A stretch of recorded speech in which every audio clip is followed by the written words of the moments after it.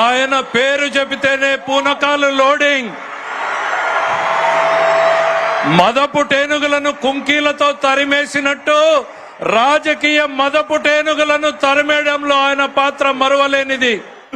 ఆయన మాట్లాడే ముందు దయచేసి విజ్ఞప్తి చేస్తున్నాను. చాలు దిగు, పడిపోతుందా? చాలు చాలు. మీరందరూ బాగుండాలి కదా, మీరందరూ బాగుండాలి కదా. దింపమ్మా ప్లీజ్, జాగ్రత్తగా దిగే, నువ్వు జాగ్రత్త దిగే, నా మాట దిగు. తర్వాత అబ్బాయికి వెనక నుంచి వెనక్కి తీసుకురండి, అబ్బాయి ఫోటో ఇద్దాం. దా దిగు, జాగ్రత్తగా దిగు, జాగ్రత్తగా దిగు.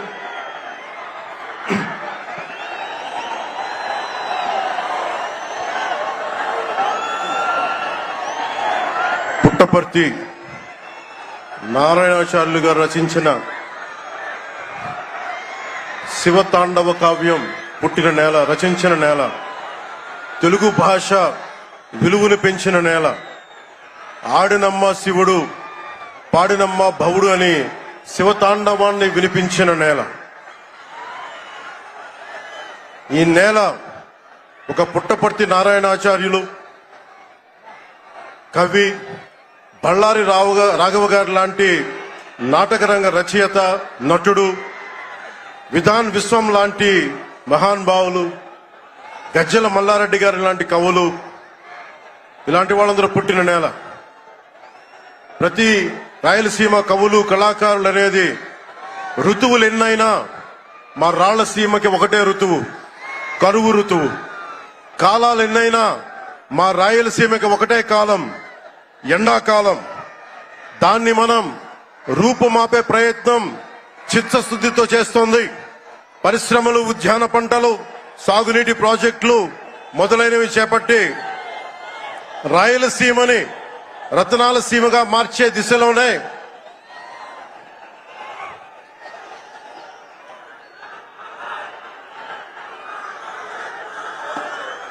ఈ రోజున మేమందరం గౌరవ ముఖ్యమంత్రి గారి చంద్రబాబు నాయుడు గారి నాయకత్వంలో మేము ముందుకున్నాం.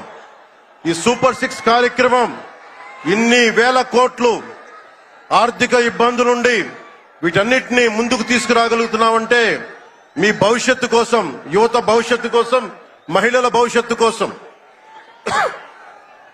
ప్రతి ఆంధ్రప్రదేశ్ లో ఉన్న ప్రతి ఒక్కరూ బాగుండాలి, మీరు ఆనందంగా ఉండాలి. మనం మీరే అన్నారు, ఆ రోజు మేము అడిగాం, రాష్ట్రం బాగుండాలి, యద్భావం తద్భవతి. మీరు ఎలా ఆలోచించారో మేమందరం కలిసికట్టుగా పార్టీలు వేరైనప్పటికీ రాష్ట్ర హితువు, రాష్ట్ర మనం శ్రేయస్సును దృష్టిలో పెట్టుకొని ఈ రోజున మీ ముందుకొచ్చి ఇంత ఘన విజయంగా, ఇంత దిగ్విజయంతో ఈ సూపర్ 6 కార్యక్రమాన్ని మీ ముందుకు తీసుకొచ్చాం. దీని సూపర్ 6 కార్యక్రమానికి సంబంధించి భవిష్యత్తు రాయలసీమ వెనుకబాటుతనం గురించి, దానికి నీటి సౌకర్యాల గురించి, పారిశ్రామిక గురించి గౌరవ ముఖ్యమంత్రి గారు మాట్లాడతారు. నేను మీ చెప్పదలుచుకున్నది ఒకటి, ఆరోగ్య బీమా పథకం సాకారం కాబోతుంది. ఒక్కొక్క పథకం ద్వారా ఒక కుటుంబానికి 25 లక్షల ఆరోగ్య బీమా వర్తిస్తుంది.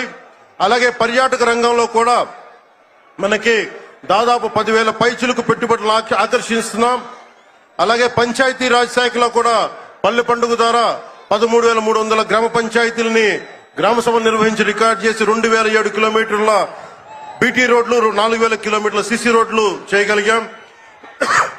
1,55,000 నీటి కుంటలు నిర్మించి 1 టీఎంసీ నీటిని వర్షాకాలం నిల్వ చేయగలిగాం. అలాగే మూగజీవాల దాహార్తి తీర్చేందుకు 15,000కు పైగా నీటి తొట్లు నిర్మించాం.